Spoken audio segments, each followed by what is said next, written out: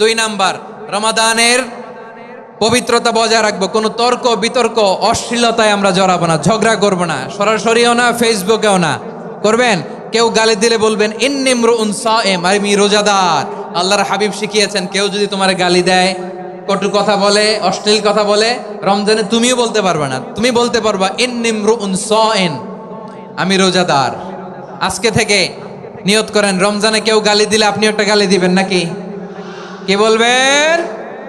রোজাদার, রমজানের পবিত্রতা আমি ভঙ্গ করতে পারবো না। অশ্লীল নাটক সিনেমা আমরা দেখবো না। ব্যাড হ্যাবিট থাকলে রমাদানে এটা ছাড়ার মহা সুযোগ। স্মোকিং এর অভ্যাস আছে অনেকের, ঠিক কিনা? চাপাই নবাবগঞ্জে আপনারা স্মোকিং করেন? আলাম ইয়াদা কাওলা যুরি ওয়াল আমালা বিহ ফালাইসা লিল্লাহি হাজাতুন ফি আইয়াদা তাআমাহু ওয়া শারাবা।